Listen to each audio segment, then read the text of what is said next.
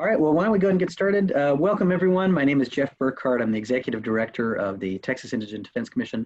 Welcome to the sixth and final installment of this webinar series about coronavirus, online courts, and the defense here in Texas. We are very excited today to have Professor Chris Roberts from the University of Texas. Quick disclaimer, we are very proud to partner with our friends at Texas Criminal Defense Lawyers Association, TCDLA. As much as we love Professor Roberts, and we very much do, his views don't necessarily represent those of TCDLA or TIDC. Of course, we are very grateful that he's here today. If you look in the chat box, if you've been to some of our previous webinars, we have a link here right in front of you on the PowerPoint slide, but also in the chat box, to the Vimeo page that will have all of the previous webinars. If you haven't seen any of the previous webinars yet, I really recommend starting with the one Online Courts for Defense Attorneys with Kathleen Casey-Gomez. If you're not familiar with Zoom, if you're not familiar with using Zoom for online courts, that's a great place to start and kind of build from there. Today, again, we have Professor Chris Roberts. This is unfortunately the last in the series, but we're very excited to have Chris today. One thing that's going to be a little bit different today, we will have a little bit of polling that Professor Roberts is going to use. We're going to do a little bit of engagement with the audience today. So we'll be asking you all to raise your hand. There's a little raise your hand button at the bottom. So when Professor Roberts asks a question, you're welcome to raise your hand. And he is a clinical professor. I don't think we're doing Socratic method today, so the stakes are a little bit lower. You don't have to worry about it. But we're very happy to engage with everybody. We're doing a little bit differently today. And then last thing, if you have any questions about CLE, the CLE is provided by TCDLA. We have included in the chat box a link to Carrie Steen's email address at TCDLA, and she can let you know anything you need to know about CLE. So I think, Kathleen, is that it before we turn it over to Professor Roberts? Oh, and then the Q&A, if folks— Oh yeah, go ahead, yep. So if you have questions, obviously Professor Roberts is going to give time for people to speak, but if it's something you just want to kind of put out there, use the question and answer function as opposed to the chat box. And that will help flag it so that Jeff can bring that to the professor's attention. So raise your hand if you want to contribute, Q&A if you'd like to ask questions, and chat box for anything else. All right, sounds good. All right, well, Professor Roberts, we're handed over to you. Welcome to the online webinar series, and take it away. Great, thanks so much to both of you guys. I'm gonna try to share my screen now. I've got a small PowerPoint. It's pretty skeletal, but just to give us some framework for what we're going to talk about today.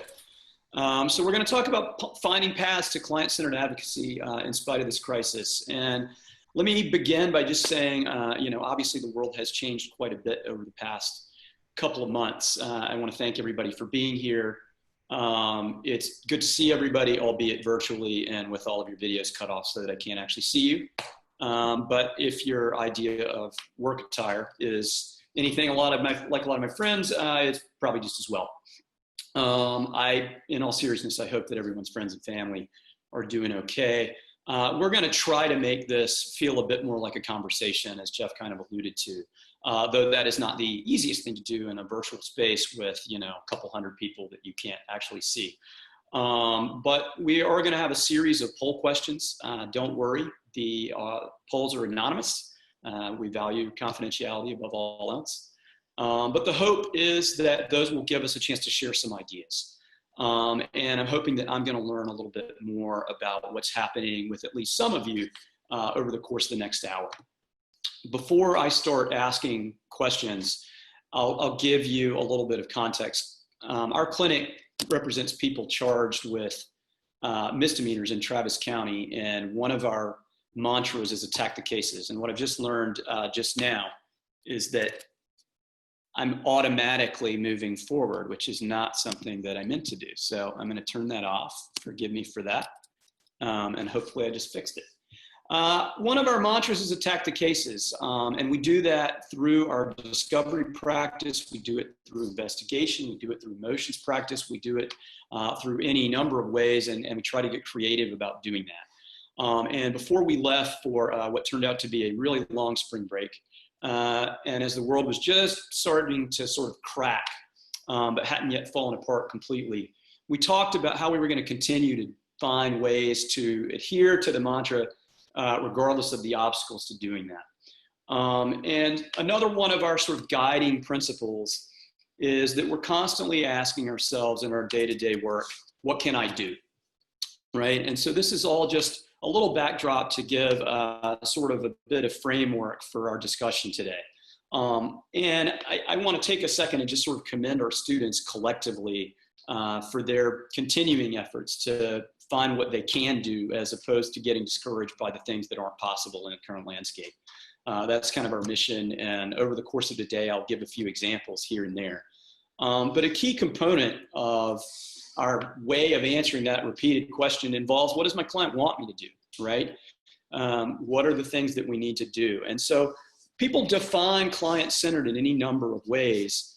And so let me start by kind of, for the purposes of this conversation and when I use the term, I'm gonna give you a sense of what I'm talking about. So it's a little more complicated than this handy dandy decision tree that I've just put up here. But basically it comes down to the idea that when our client asks us to do something, the presumption is that we find a way to do it.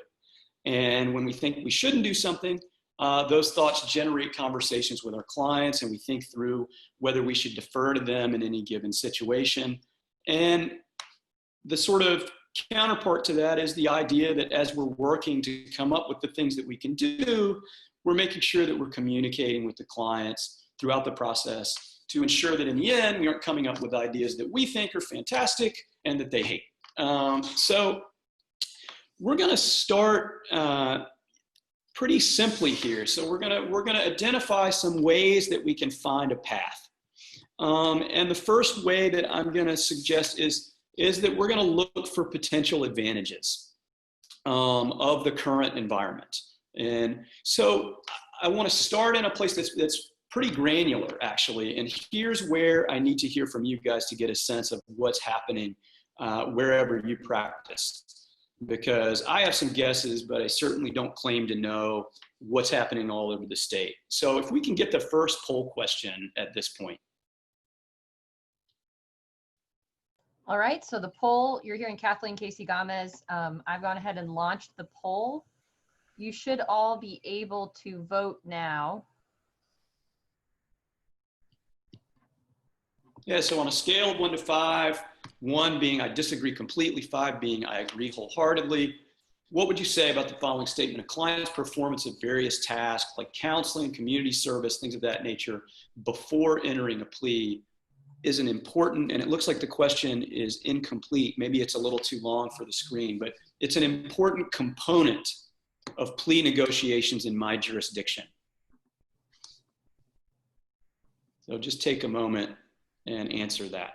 Then we're going to share the results.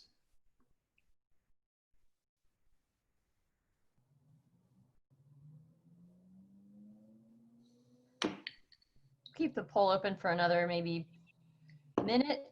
Give folks a chance. We've gotten well over a half of people have already voted. So we'll give it 2 minutes to keep it open.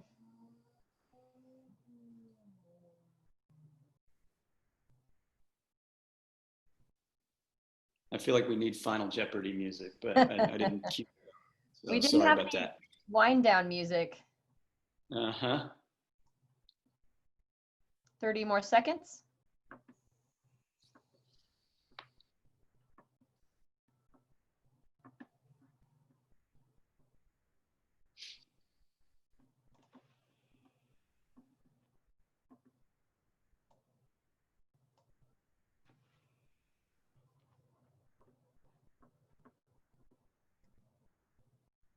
All right. Excellent. Yes, Mr. Bradley, we can decide faster than 2 minutes. I'm going to go ahead and end the poll and share the results.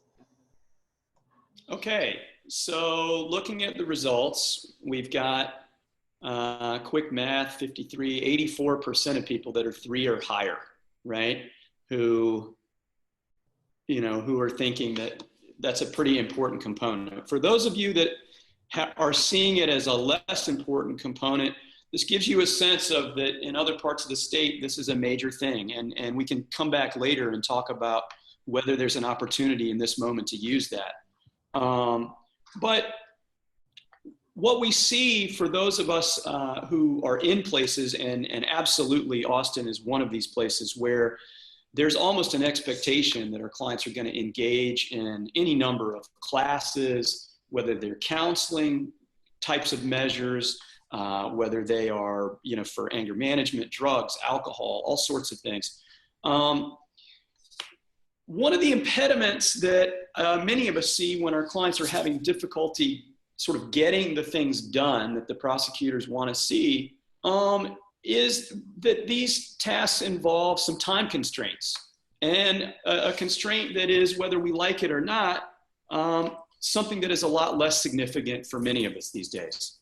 A second thing that we hear a lot is based on transportation issues. And so with those couple of thoughts in mind, let's queue up the second question now. Okay. Question number 2. So my next question for the group, and you're going to see it pop up now, is what kinds of online classes are your prosecutors accepting now that they may not have been willing to accept previously?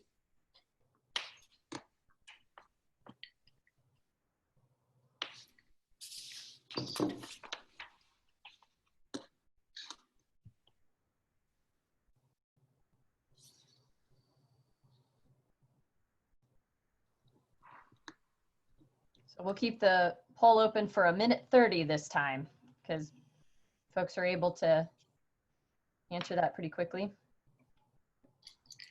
Yes, some of these are going to be real quick. Others will take a little more thought.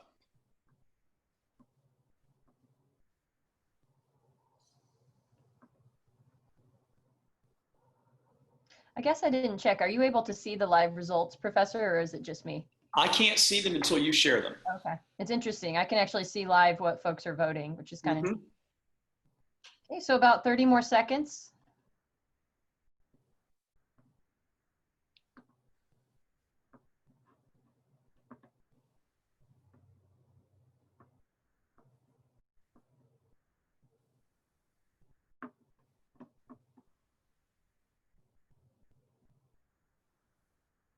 Okay, and I'll go ahead and end the poll and share the results. And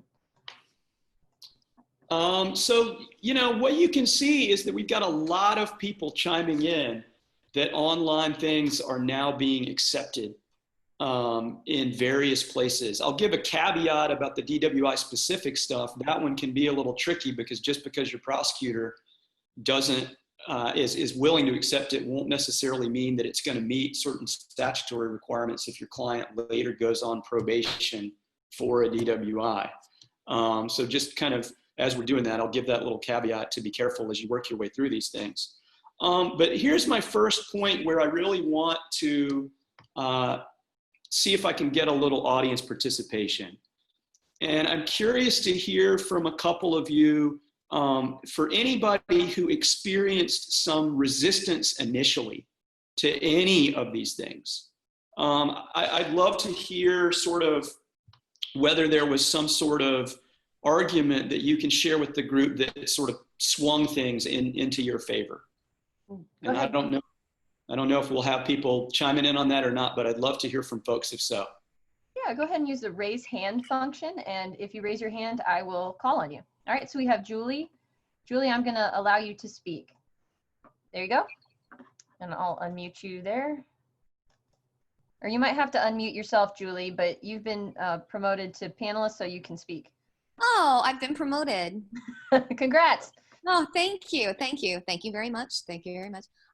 What we heard a lot of at the beginning was, well, we'll just pass the case for a month or two and then they can do it in person.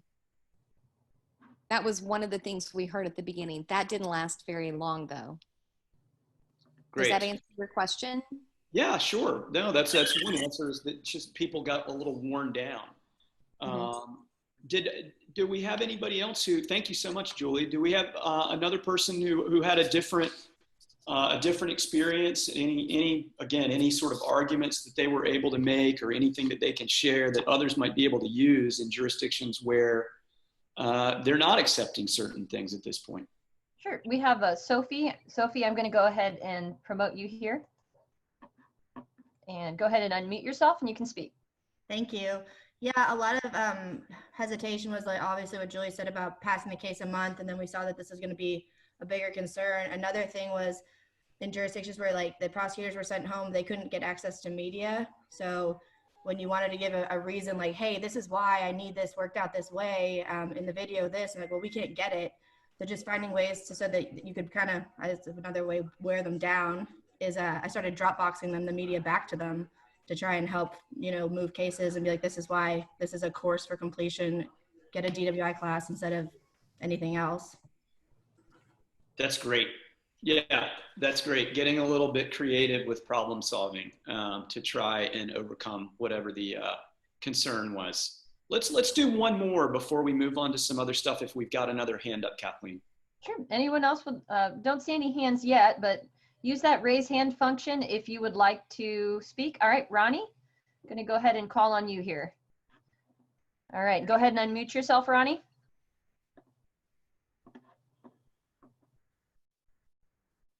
Let me try and unmute you here. There you go.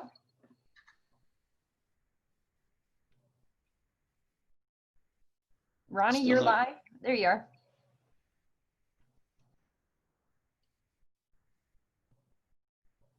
Oh, maybe not. Caller. We have a caller from Texas. Ronnie, can you hear us? You're unmuted. So if you wanted to contribute, I saw you raised your hand. Maybe not. Okay. Well, we can always come back at the end if there's some extra time there. But I think, I think those are both some good examples of things that people can use. And I think Sophie's comment particularly brings up a larger comment. I have a friend that I work with often during the summers who the theme of her entire clinic is sort of the idea of lawyers being problem solvers. And so taking the information that you're getting from the prosecutors about why they're not able to do this or that and just figuring out a way, I mean, Dropbox, whatever the tool is to address the need. So I think that's a great example. So I think at this point we can go to our next question. And this one should be pretty quick. Okay, go ahead. Just about to launch the poll number 3. And so this one is whether or not your prosecutors are accepting online community service. All right, so this one should be real quick, so we'll just do 60 seconds. I think that sounds great. The timelines are somewhat arbitrary. Like most of life. Chris, as we're waiting, I'm kind of excited to hear what types of online community service folks are receiving around Texas. That's a really interesting question. I'm kind of excited to see the answer to this.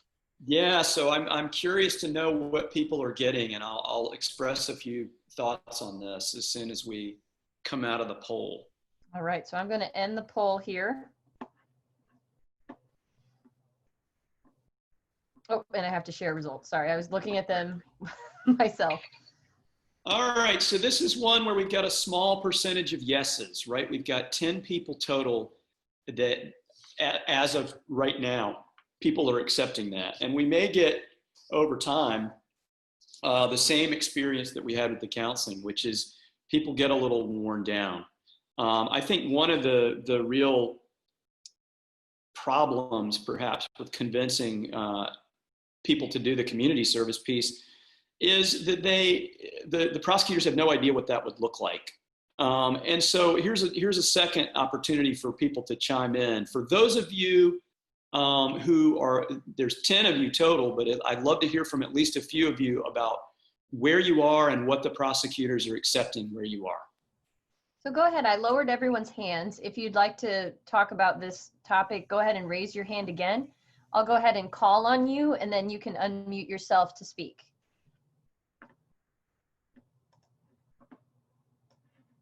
All right. Julie, I'm going to call on you. I answered no because we don't do online community service, but what we are doing in lieu of community service are food bank donations, peanut butter donations, things like that. So the technical answer to your question is no, but only because we're kind of waiving the whole community service thing in light of the fact, and I'm in Dallas County, in light of the fact that we don't really want people out in the community spreading potential germs, and, you know, finding a place to perform community service in Dallas County has been problematic recently. So we're not waiving it, but we are substituting it. That's great, Julie. And for those of us who are in places where they aren't yet accepting it, that gives us something to sub in. So that's fantastic. We have another respondent who would like to give their answer. Great. Okay. Sophie, I'm going to call on you.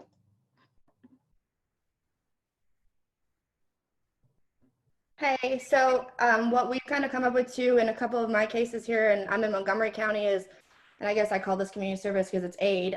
We're doing COVID-19 monetary donations to nonprofits to help the, you know, aid and like resources being given out to different people in the community. So I've had a couple cases, Red Cross and certain other places, where they're accepting proof that you've donated a certain amount of money to a cause. That's great too. So another idea.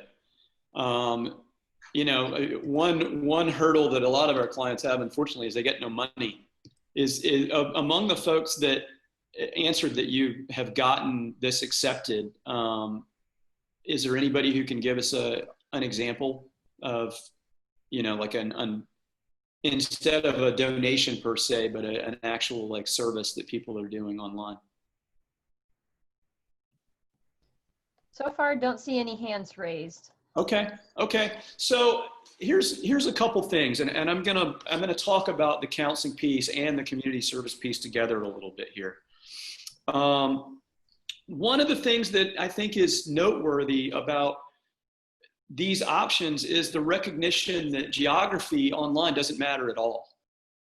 And so, for example, if you've typically gone through your county's website to get various things, and your county doesn't have online offerings, it's not out of the question that you can go to other counties and do that unless there's some prohibition. And we've had students in our clinic that have kind of worked up things and been exploring things that are available in other places if the thing that we want isn't available here. Similarly, online community service doesn't have any geography attached to it. I think one of the things that you'll have to recognize, again, as I kind of alluded to a moment ago, is prosecutors aren't going to know what that looks like, but it's a real thing. And for any clients who have access to a computer, there are a number of things, some of which are really specific to certain skill sets and some of which are far less so. I will put together a document that I hope will be a document that people will add to, that I hope will be a resource for people all over the state. It's taking me a little longer to compile what I wanted to compile because it turns out law students aren't that responsive during exams. But they've been going through and they've been finding different resources online. We've been finding different opportunities to do community service online. There's some websites that actually compile community service opportunities that can be done online. And so we'll put those in a document. I'll get those over to the folks at TIDC at some point tomorrow, and then it'll be distributed among the group, soon thereafter, I imagine. But that'll give people a chance if you're wondering the kinds of things that are available. But I do think, especially when it comes to community service, because the prosecutors don't have a good sense of what it looks like, and it sounds to me, at least in some instances, these online counseling options, this has been true. You're going to probably have to come with a sort of specific pitch. You're going to have to identify the program. You're going to have to go in with solutions to the concerns that they're going to have and be able to describe for them what this is going to look like. And obviously in developing that, these are going to be decisions that you're going to be making with your clients throughout. Some of the clients that we have are not going to want to engage in these. In some instances, the online things are going to be more costly than if they could do it in some other form or fashion. And so before we go, tripping merrily along and suggesting to the prosecutors, we're going to take advantage of all this time, we just, want to loop back and make sure that our clients are on board with it, and make sure that we're identifying things that they feel comfortable with. But once we've done that, I think there, are a lot of options that we can use. So this kind of segues into the next point that I would make about ways that we can find a path. And one of those, of course, involves overcoming obstacles. And so we're going to have a pair of questions that will essentially run back to back once we can just see the results. So Kathleen, if you want to go through those, we'll take people's temperature on a couple of questions related to this topic. All right, I'm about to launch the next poll. You should see it on your screen here right now. Go ahead. Right. So how responsive have judges and courts been during the health crisis? And that it looks like that third answer is incomplete. It's largely non-responsive, less responsive than usual. Response rates have been comparable to what they are during quote unquote normal times, or they're being more responsive than usual.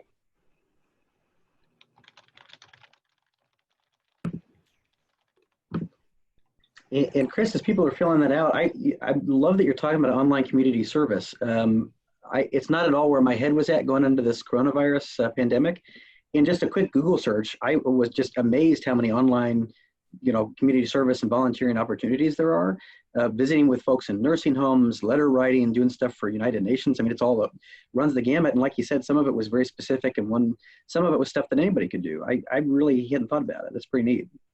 Yeah, it's great. And it's not a thing that people are going to be immediately receptive to, but I think if people are able to go out and describe what it really involves and be specific, I think it's a thing like anything else that people can advocate for.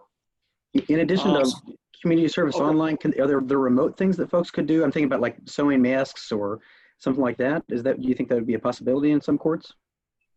I can't imagine that it wouldn't be. I mean, all of these things you'd want to vet with prosecutors to make sure that they'll accept them. But I don't see I don't see any reason why, for example, sewing masks wouldn't qualify as a thing. That's great. So very cool ideas. That's neat. Great, thanks. So, all right, so we've got the results up, right? And we've got 35% of you that are saying that they're somewhere in the largely non-responsive or less responsive than usual range. So I'm gonna put a pin in that because that is definitely a significant number. And let's see the answer to our next question, Kathleen. Okay. It's gonna look familiar. And so poll number 5, and I'm just double checking real quick to see. Okay, I'm gonna launch this poll. And this is the same question just about prosecutors. And obviously, again, that answer's cut off, but its response rates have been comparable to what they are during normal times.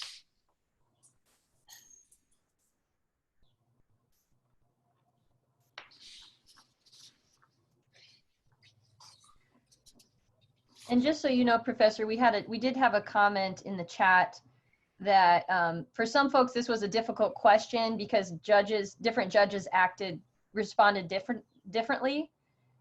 So 2 different people said that was part of their struggle in answering the first question. Sure. I would say in answering these questions, just your best shot. And I recognize that different individuals are going to be very different.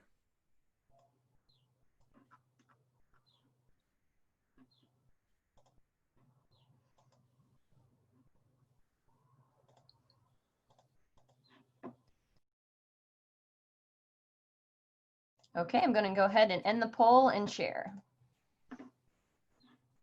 All right, and with the prosecution, we're up to about 50% of less responsive than usual and worse, right? Which, as I said at the beginning, I had some guesses. So far, I'm not surprised. So we're going to talk about a few things just in this sense, both about, like prosecutors and courts as we sort of get further into things. But I'll share, sort of my own fun. Fun is really not the right word, COVID-19 moment. So right at the time that we hit our spring break, and just as this was mid-March and things were just starting to kind of unravel. And just prior to that, we had a client who accepted an offer to do a short jail sentence. I think it was, in real time, going to be about 3 days. And he was supposed to report during our break. And in this particular instance, it was, the court, I think even before all this, had scheduled to be off. This was before things had completely shut down, but a lot had been moving pretty slowly. So the client reached out, unsurprisingly, and with a thought that maybe this wasn't the best time to go sit in the petri dish that is the jail setting. And so we needed to get a revised order that would allow this gentleman to turn himself in at a later time. And initial emails to Chambers were getting met with just kind of an auto response. I continued to kind of send things, leave voicemails. After 2 or 3 of these, I got a message from Chambers that then actually gave me, it indicated, 1, that the judge was not going to be in the courthouse, but 2, that here's the judge's cell phone number. And the judge was actually quite great about it. I eventually got a response, and there was a series of calls that we had to do, multiple calls with the judge, multiple calls with deputies, with the jail itself. And the end result was I actually met the judge in the parking lot of One in a Million, for those of you who know Austin, to get the judge to sign an order that I could then deliver to the court and to the jail so that this gentleman's time would be delayed. So just an example of the weird kinds of hoops we may have to jump through. I have an example of a different kind that comes from one of our students, and it's the supervisee of my colleague, Katie Dyer, for those of you who know her. But I think this is actually a great example because instead of just kind of plowing through, this is getting pretty creative. A client was particularly concerned about an expunction and felt that the fact that the order hadn't been signed was really hindering them. And unfortunately, our efforts to just get an order signed were being met with pretty much non-response, could not get through directly to the judge, could not get, just sort of getting stonewalled by the court staff. And the end result was that Katie and her student actually filed a letter with the court. They did a pleading that was essentially explaining all the reasons why they needed to have this signed now. And by virtue of that filing, that brought it to the judge's attention, who then scheduled an online hearing to accomplish the task. So here's another place where I would really like to invite any of you out there to share anything. I'd love to hear from, again, a couple of you, anything creative that you've done to accomplish something for a client that others may be able to replicate, or just something that you're particularly proud of along similar lines. And that could be with the courts, it could be with prosecutors, but just overcoming the obstacle of non-responsiveness. Yeah, go ahead and this is Kathleen again. If you use the raise hand function, I'll be able to call on you and give you a chance to share what you're doing. All right, I'm going to call on Patty. In just about a second, you should be able to unmute yourself and share. Hello, can y'all hear me?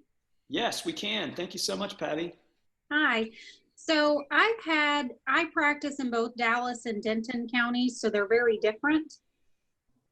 Denton County has been very quick to respond. Dallas County is a lot more difficult. The judges seem to think that conducting any hearings can just be done on a first come, first served basis, and they don't need to have a scheduled time, which makes it almost impossible. And it takes probably over a week just to get one set.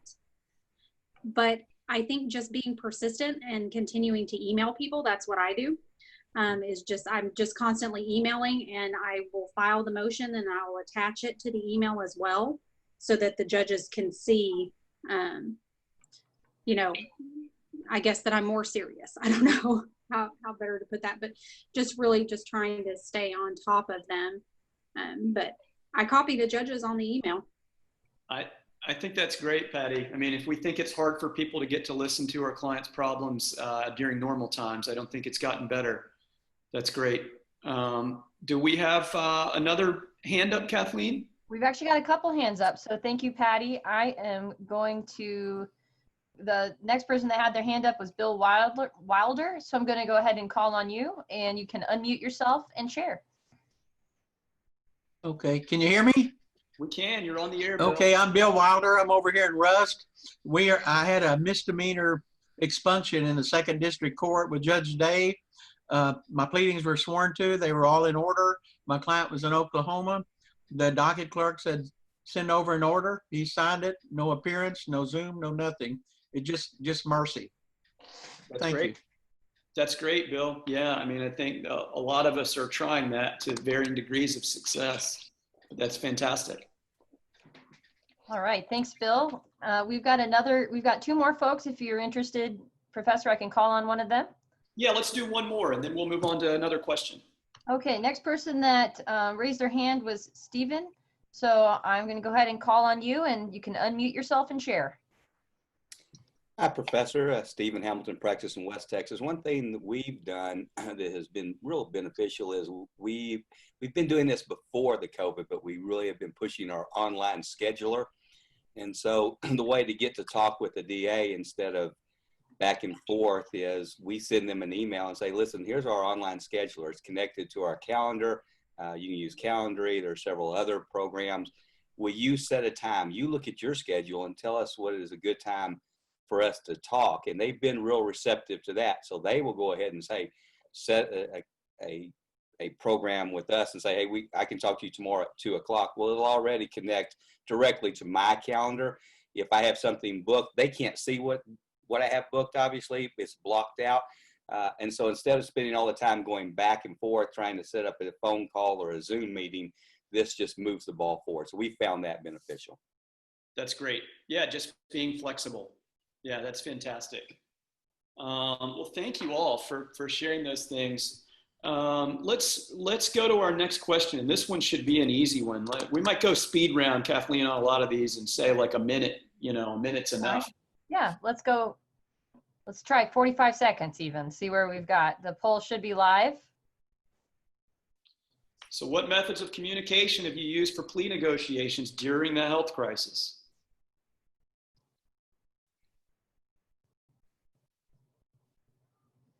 People are answering very quickly. Excellent.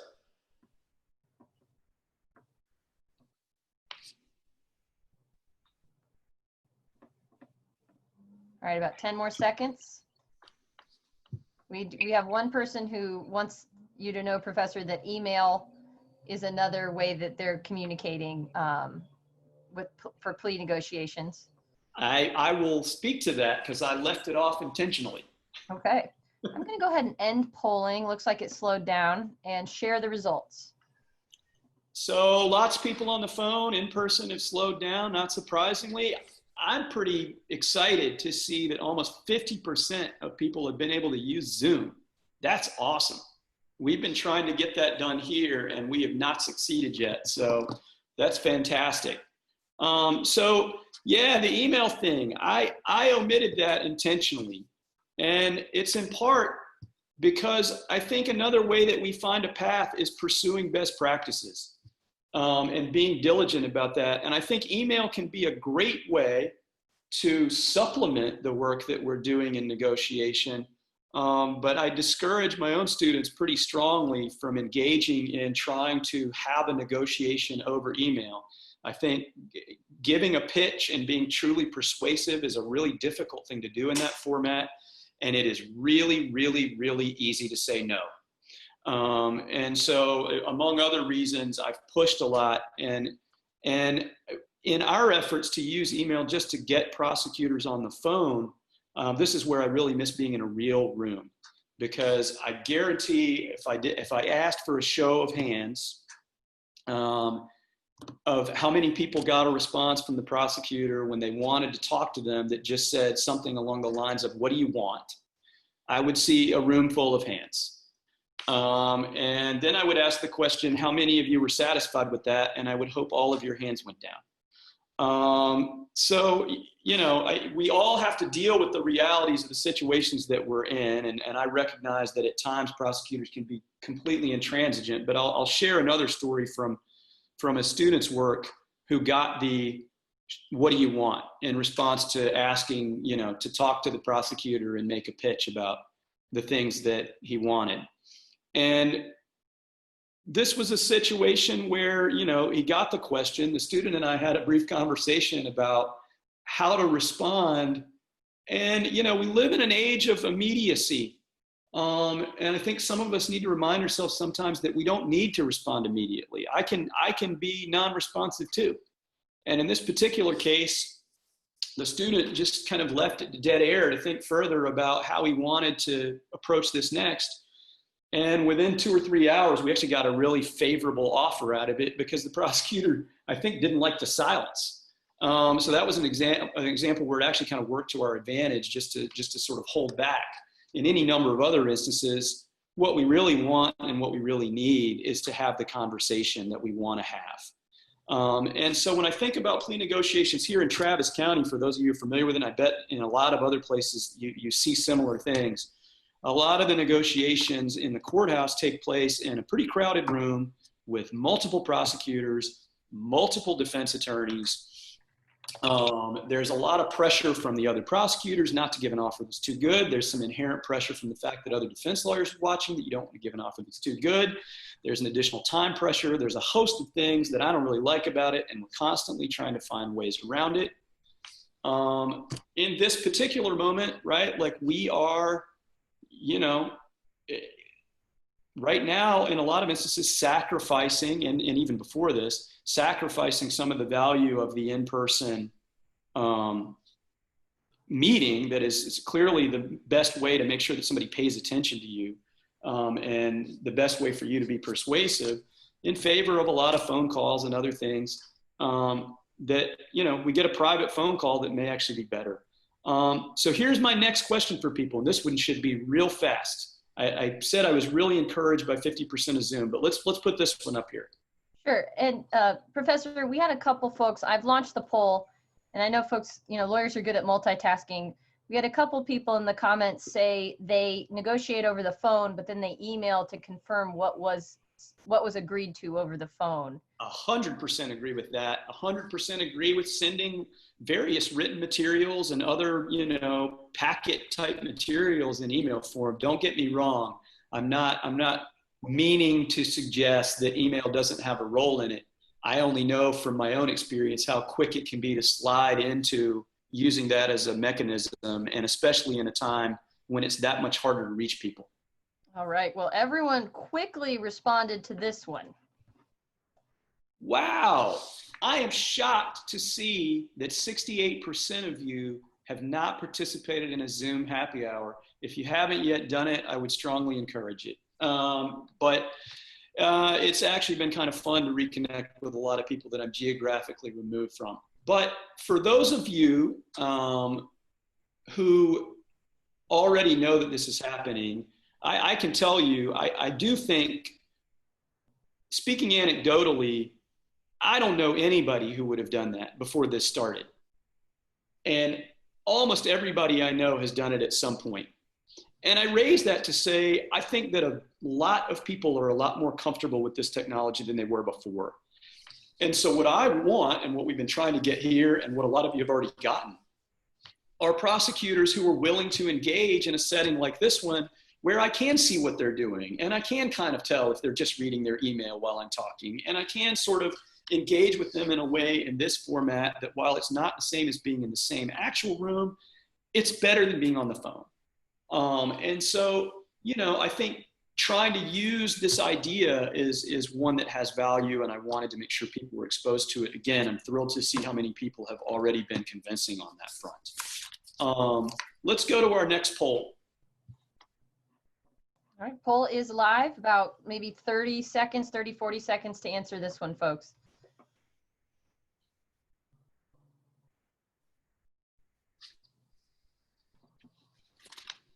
It's too bad you can't see the live results because it's really interesting. I know, I've enjoyed it when I've done this in class, but you've got a lot bigger number to work with than I've had. Mm-hmm.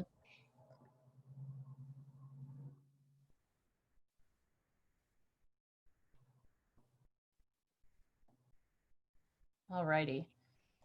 I'm going to go ahead and end the polling and share the results. Okay, so a handful of us don't know, which is perfectly reasonable.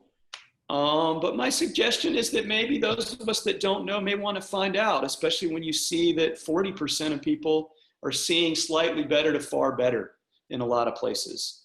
I think that what we should recognize is that in many of our cases, we've got leverage. If a prosecutor is being forward thinking right now, they know that the end result of this is going to be crushing to the dockets. I think they are more incentivized than they have ever been to do the things that we want them to do, and we should be pushing them on it.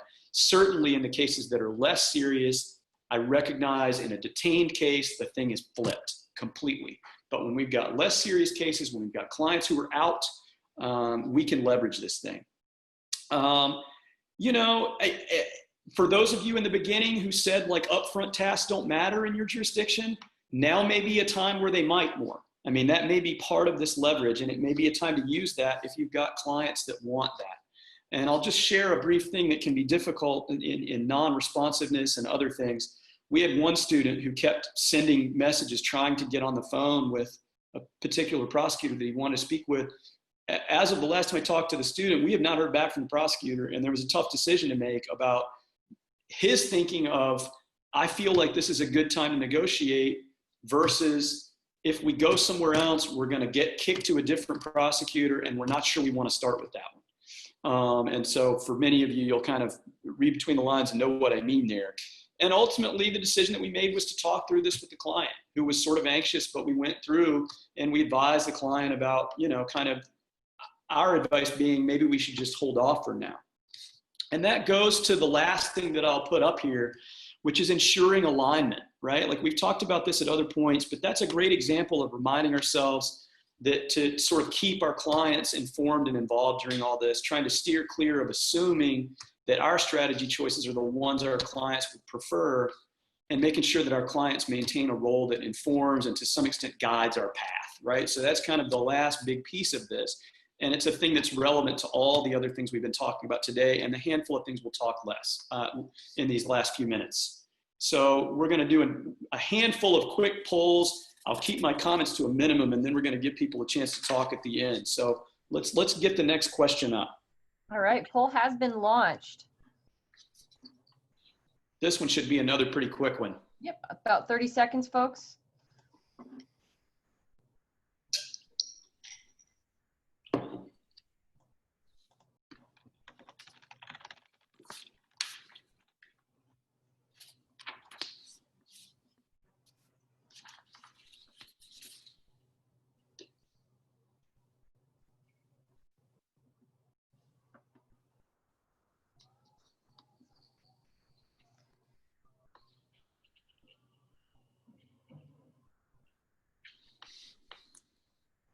All righty. Wow, 52% still getting in-person visits is actually surprising to me given stuff that's happening. So this is great to see, and a lot of people have a lot of options. I think if you're, you know, I wanted to use this to remind ourselves that, like, you know, when I was in DC and before that when I was in Durham and pretty much everywhere I know that sets guidelines on these sorts of things, the idea is that we were to see our clients at least every 2 weeks. And that can be a little more difficult given everything that's happening. If you're dissatisfied with the options where you are, I think that's a time where, you know, TCDLA, leadership of offices like CAPDS here, which is Managed Assigned Counsel, or PD's offices, probably have to get involved. This probably shouldn't be your individual battle. But I wanted to bring up the conundrum that phone calls actually place our clients at risk, right? Like, it's a health risk to take the phone call. And so it's another situation where I have to sort of talk with each client individually about how they feel about coming. As much as I want to keep them informed, I also don't want them freaking out every time I call because they're afraid they're going to get sick. And if you've seen the numbers on what's happening everywhere that's doing any testing on this, their fears are well-founded. And then I just wanted to highlight mail as an option, because if all else fails, you know, we've got clients who are sitting there wondering what's happening and checking in and even saying in a letter, like, I've got some updates for you that I'm not going to put in written communication. But I think that's a situation that would make all the difference in the world. And it's not the first thing that people might think of in a time like this. I'm going to ask people to take our last few questions as an opportunity to be a little bit reflective. And so let's put the next poll up here. All right, so it's a two-part poll is live, and I'll give folks about 45 seconds to answer because there's two different parts to it. And so the questions are, basically it's about access to investigators, how much work you can generally receive in terms of hours, what's your best estimate of that? And then what percentage do you think you're typically using? And this, again, this is before the crisis.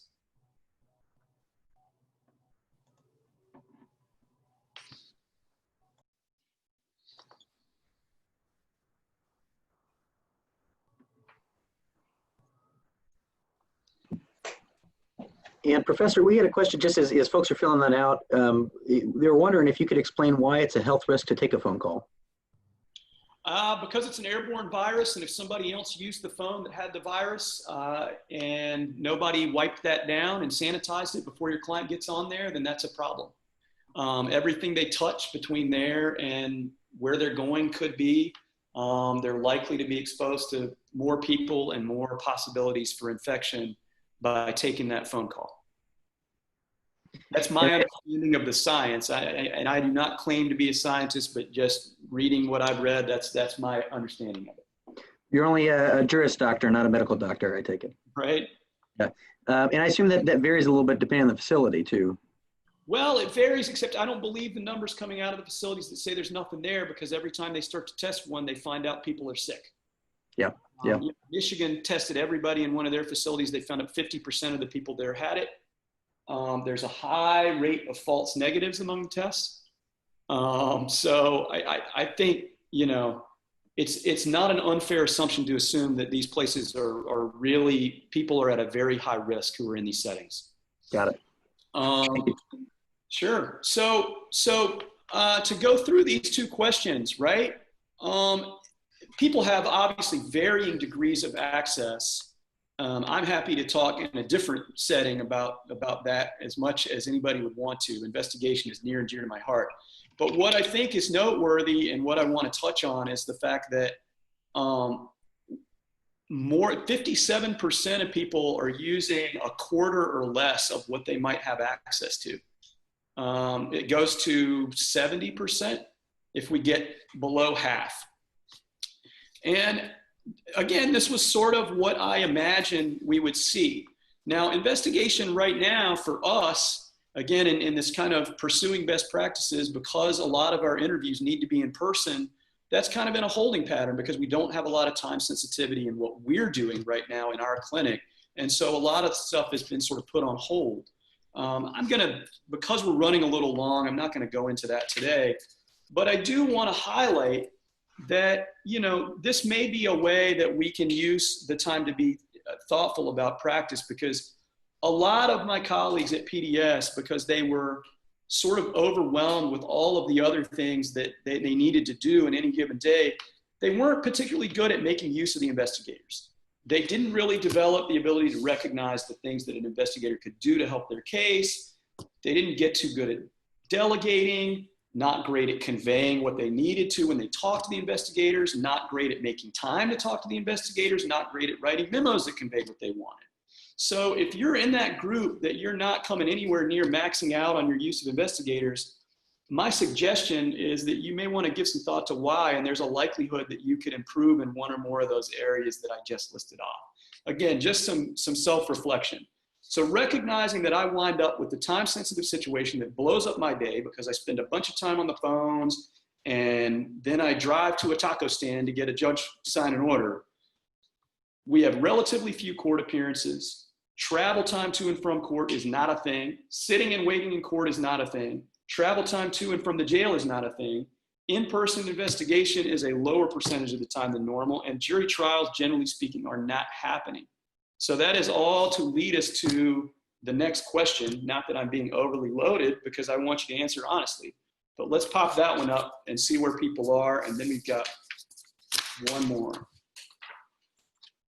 All right, this poll should be live. I'll give everyone about 35 seconds to answer. And apologies if you hear an ice cream truck. It parks at the construction site next to my building and plays Turkey in the Straw for about 3 hours a day in the afternoon, which is good for my concentration. I bet it is.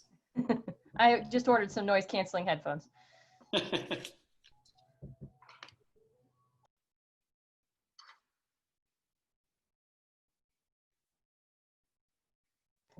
Okay, I'm going to end the poll and share the results. A lot of people with a lot of time, which is what I expected because it's just how it's working. I mean, that's just it makes sense. So let's go ahead and queue up the next one. All right. Last poll, folks. It should be live right now. So as you're looking at this, I'm just going to make a couple notes on some of the things. When you get to the question that, or the answer that says familiarity with lesser terms and or collateral consequences, I have a confession to make. When I was in Durham starting my career and I had 200 cases and my clients were telling me that probation was what they wanted and I got them a deal that gave them probation, I thought, man, that's pretty good. I feel like I did that fine. But I wasn't talking to them about what that was going to cost every month. And retrospectively, I realized we all should have been doing that. So when I talk about lesser terms, right, in your most serious cases, people aren't thinking about some of these things. When you get down to the smaller cases, these are the things that may be the most important. Similarly, collateral consequences, right? People are more aware of some of these than they once were, but there's a whole host of things out there. I'm going to put in a plug. There's a Texas legal guide to reentry. It is massive, but it collects a lot of information about collateral consequences. I think it's available online for anybody who wants access to it and can't find it. You can email me. I'm going to put that up here in a moment. And resources. A lot of us are a lot more aware than normal about what kinds of businesses are hiring just from our own family and friends, interpersonal relationships. And this goes back to thinking about what our clients are most in need of, and being a little more holistic does improve our quality of representation. So while I'm not suggesting that everyone can become experts, I'm generally in a better position to get information about all sorts of things than my clients are. And just about anything I can give them is going to be better than what they had before the conversation. So that's why I put that there.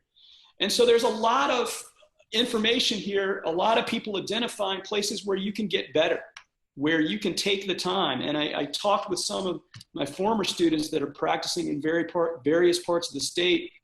My own students here, they spend a ton of time drafting motions. I talked with another student who talked about how much more research he's able to do right now than he had been doing. Also consulting with senior attorneys to have a sense of, particularly about expert testimony, areas of expert testimony and forensic evidence. Another student said, I feel like the biggest takeaway has been using the dead time to prepare, get ahead of the ball, knock out what I can, and echoed the thing about, doing more research. So there are things that you can do now to get ahead of things and things you can do to make yourself better. And so what I'd really like to do, I know we've kind of hit the end of the hour, but if anybody, if we have time to take from a few people, examples of where you've been finding opportunities to do things you normally aren't able to do, that you're actually providing better representation in some instances than you would have been, I'd love to end this with a few of those things. Phone lines are open, so go ahead and raise your hand and I'll go ahead and call on you so that you can talk. Alrighty, I'm going to go ahead. You go ahead and unmute yourself and you should be able to speak. This is Mamie. Can you hear me? Yes, ma'am. Mamie. Oh, great. Mamie Johnson from Tarrant County.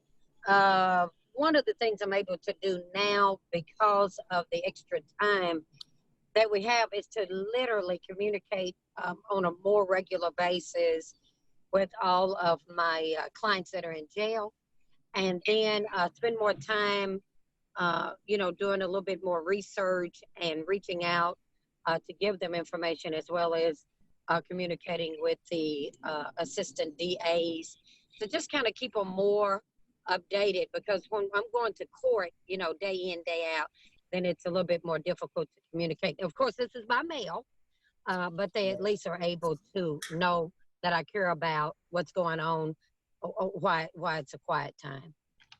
That's great. Those are great examples. Thank you so much. All righty. Thank you, Ms. Johnson. Is there anyone else who would like to share? Just go ahead and raise your hand and I'll call on you. All right, Patty, I'm going to call on you. Go ahead and unmute yourself. Hi, I put it in the question and answer. I'm not very good with working technology, but I have a lengthy letter of representation that I started sending out with a questionnaire, and I put a self-addressed stamped envelope in there so that the clients can send it back. And that seems to be helping a little bit, just so that you have that initial contact with your client and you're not having to go to the jail and they're not having to get on a phone. Mm-hmm. So if anybody wants that, they can email me. It's just planyourdefense@yahoo.com, and I'd be happy to share it. That's great. Thank you. All right. Thank you, Patty. So I'm happy to stay on the line if people have questions or they want to share or hear from others. I usually do kind of a wrap-up slide, but this is the wrap-up slide, right? This is the set of things that we've been talking about today to try and find ways to serve our clients in the midst of all this mess.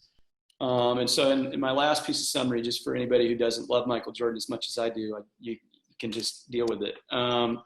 But my email address, in all seriousness, is at the bottom, and here comes my Zoom bombing cat. But again, more than happy if people want to put questions in the chat or stay on for a few minutes to hear some other examples from folks. I'm happy to be here. Thanks again to everybody.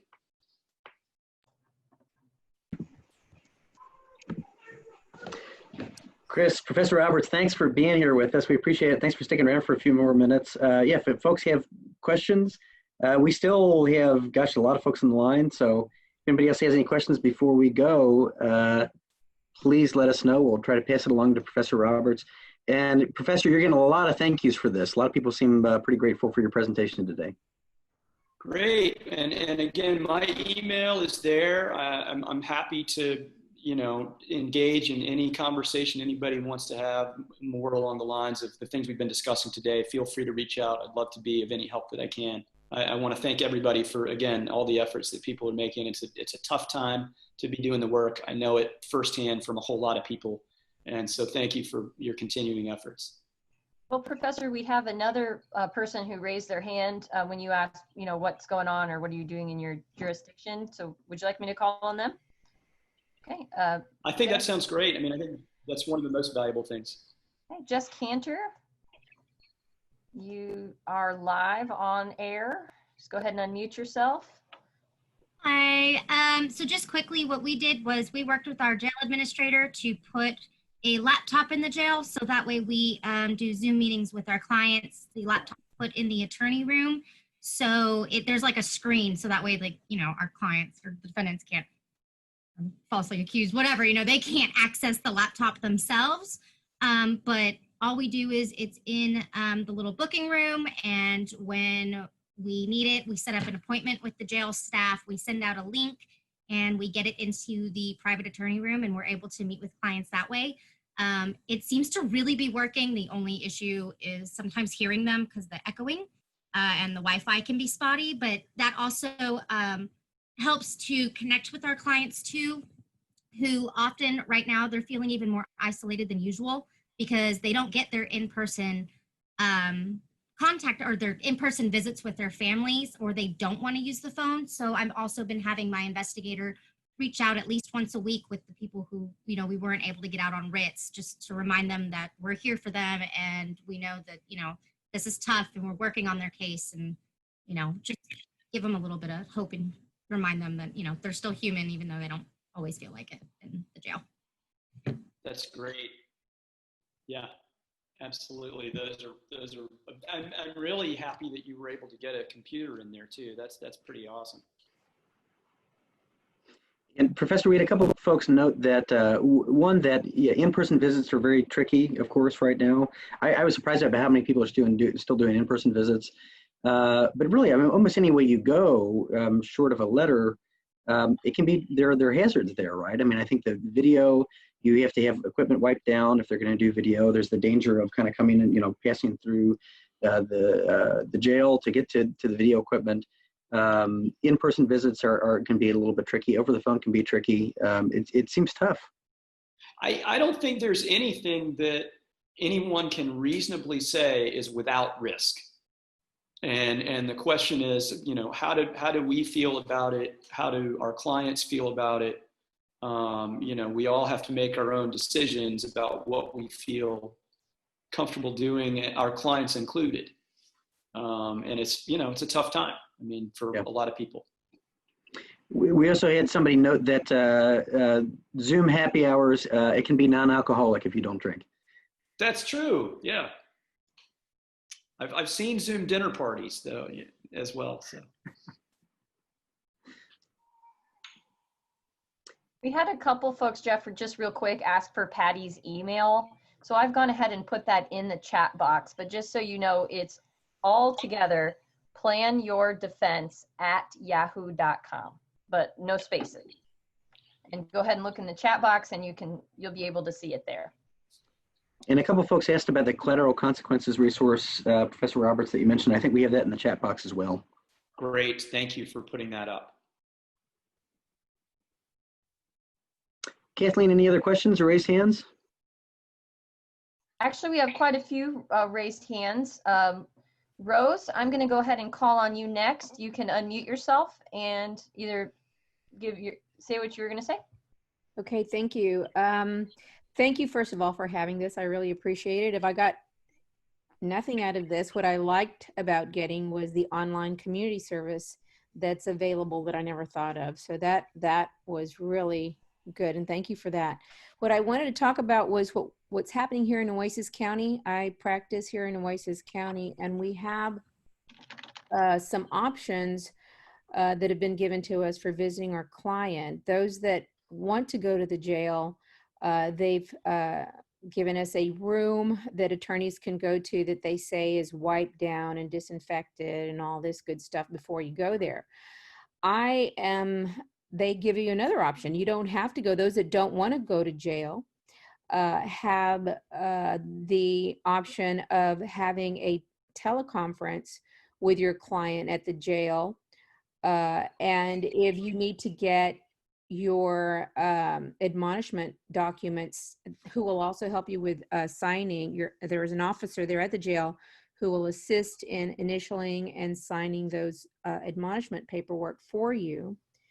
And the problem that's been going on with that with us is that the next step is if those people that choose not to go to the jail, it's the DA's or the prosecutor's responsibility to scan those documents that the client signed to us back to us so that we can e-file them with the district clerk's office to get to the court so that we can have a Zoom hearing. And there's a gap or a hole there because the prosecutor now doesn't want to go to the jail to pick up the paperwork.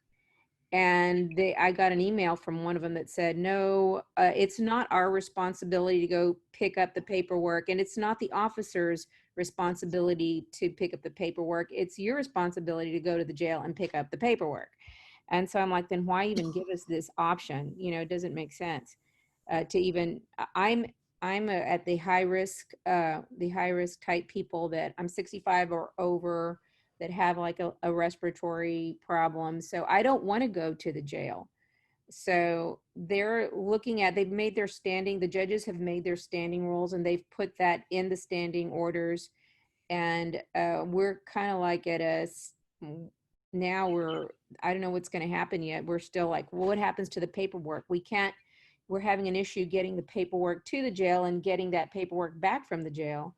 So I don't know, the jail doesn't have, they say that the walls are so thick that getting any kind of, you know, internet reception for them is very difficult. So I don't know what the next step is. If anybody has any ideas, or you can tell me how you're getting paperwork to and from the jail without having to go pick it up, I would like to know. And Professor, this is something that the TIDC has kind of, this has come up on a couple different webinars, and you may have additional thoughts, but a lot of Texas counties are now starting to use DocuSign, so people can sign documents remotely. You know, and that might even be, I can't say this with any certainty, but that might even be something that TIDC or the Office of Court Administration, there may be some available funding for something like that, so people wouldn't have to be there in person. I'm curious if anybody's chiming in with examples of having, I can spitball other ideas, and I think, Jeff, that's a fantastic option. And I'm happy to kind of brainstorm, but I don't know if anybody's chimed in with the thing they've actually done in addition to the DocuSign option. All right, we have a couple more folks, but kind of wanted to see where we're at. Would you like to have one more question, Professor, or? Sure. I mean, I'll try to brainstorm a couple of these things. And I guess while I'm talking, if anybody has a real thing that they've done along the lines that we've just been discussing, throw it in the chat, and or you know, we can talk about it. So I mean, a few things that occur to me listening just through the conversation. I'm a little surprised there's no opportunity to scan a document at the jail, that they don't even have a copy machine with a scanner. If they're telling you they don't, then maybe they don't, but like, that's the first question I have. The second question is, if you don't have a scanner, I mean, none of my clients have a scanner. You know what? Almost everybody has an iPhone that takes pictures. And we have lots of documents that we submit that are nothing more than a photograph that we then, you know, put into a document, and then we, you know, figure out how to print that off in a way that people can actually read it. So, I mean, at the end of the day, there's no, it's a crazy proposition that you get into a standoff of like, well, nobody's going to leave the jail today because we can't figure out how to get the paperwork. So the second thing I'm thinking about is like, I don't know why that can't be done. A third option is to get together with members of your local community, lawyers, investigators, anybody who's working in the field. And, you know, if you get a group of people who'll take one day a week, or one, depending on how many you have, one day a month of going and being responsible for picking up any paperwork, then that's a big help to everybody. And to try to come together and see who's available to do that. I mean, it sounds like from your health condition, it's very understandable that you wouldn't feel comfortable doing that. I myself, in my own community, if all I was doing was going down there to pick up some paperwork, I think I'd feel okay about it, you know, and I imagine others would too, especially in a place where it sounds like at least some population is still going into the jail there. So those are just a few ideas in case they might help, in addition to the one that Jeff mentioned, which again is a great option. We had a couple of folks offer some comments too, that there's some places where the sheriffs are actually taking piles of paperwork back and forth and transporting it, as opposed to the attorneys. A couple of folks mentioned TurboScan and iScanner and all sorts of things like that. So several of those are free to be able to scan documents.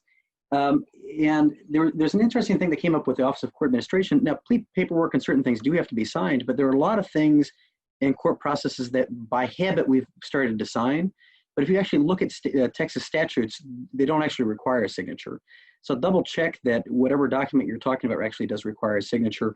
The other thing is we do have somebody who chimed in the comment section saying that in their signature, or sorry, in their county, they do want a so-called wet signature. They want somebody to actually physically sign it. And if that's an issue, you may want to contact the Office of Court Administration and see if that's required.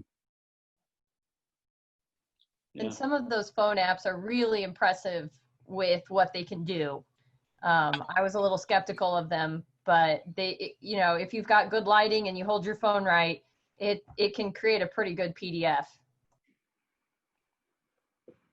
Kathleen, do we have other folks raising their hand?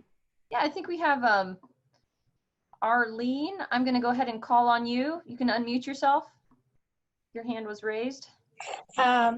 I practice in several jurisdictions around Bexar County, and Bexar County uses the DocuSign.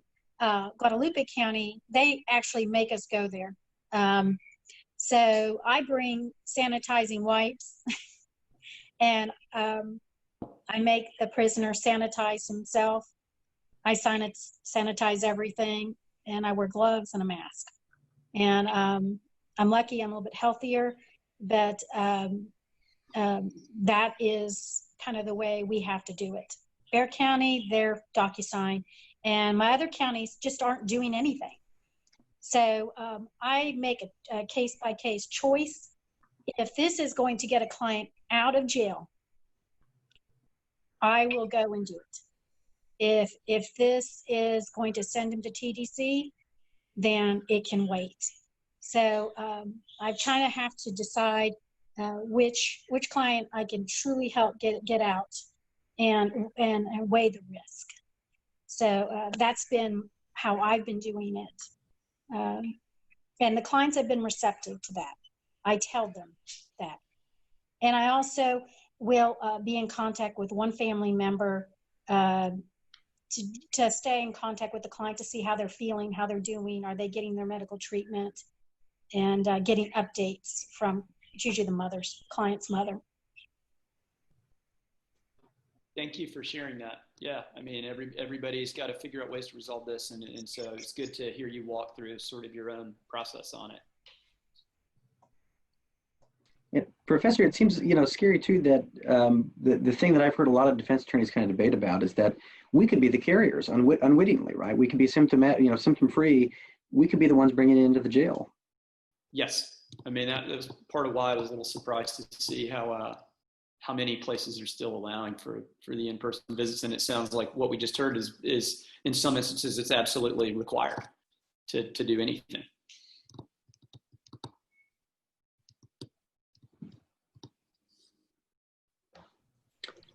Professor, would you be willing to take, Kathleen, if we have more hands raised, maybe just one or two more? Surprisingly, we still have 125 people on the line, so apparently what we're talking about is helpful, Sure, even though we're, I think, 20 minutes past the hour. I probably have about 10 minutes before I should move to some things I have to do for some clients this afternoon. That's fair. Sure. This gentleman's had his hand up for a while. Mr. Wolf, if you still want to share, I went ahead and called on you. I am here. So I'm in San Antonio, and our public defender's office goes to the jail on a regular basis. They have someone basically assigned to go down there. So I was able to contact, I was able to negotiate a plea on a felony down to a misdemeanor.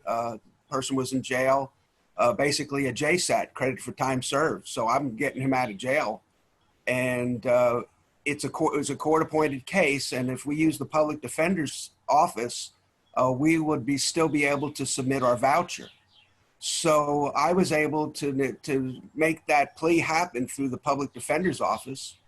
And prior to COVID, we had to manually file our vouchers, paper vouchers, with the clerk's office, get it signed by the judge, and then they would have to hand carry it to the auditor to get it, to get the money moving, which sometimes takes 2 to 3 months.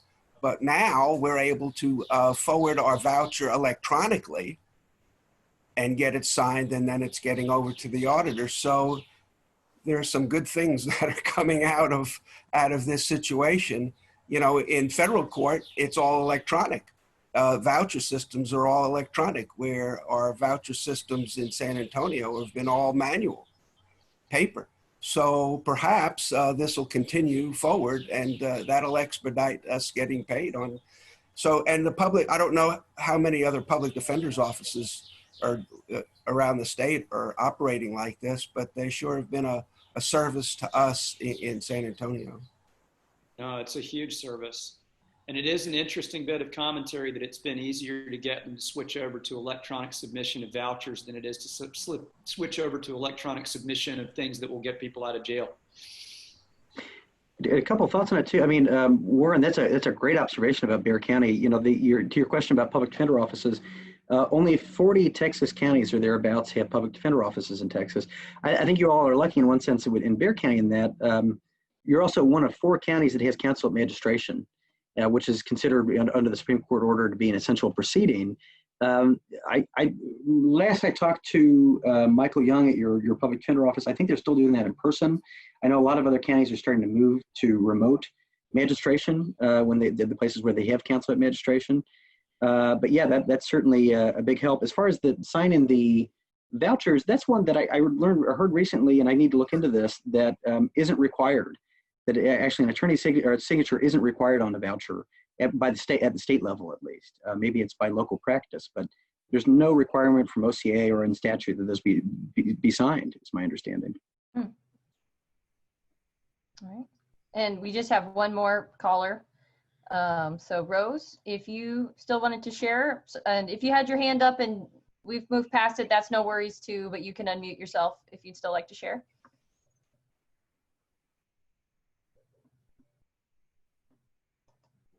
Yeah, that was earlier. That I left my hand up. I'm sorry.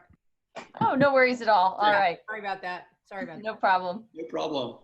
Okay, I think that's pretty much everyone. Okay.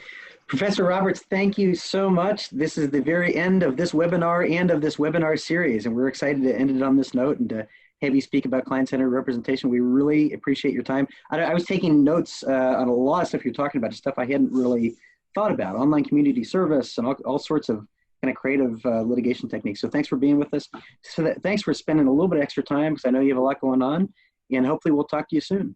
Thanks, everybody. And for those of you who didn't hear this before, the CLE TCDLA will follow up about CLE for all attendees. If you have any other questions, Professor Roberts' email address is there on the screen. Kathleen's is in the chat box. Please reach out to us if you need anything, and we're here to support you. Thanks from the Texas Indigent Defense Commission and from the Texas Criminal Defense Lawyers Association. Y'all have a good time and be safe. Take care of yourselves. Take care, everyone. Thank you.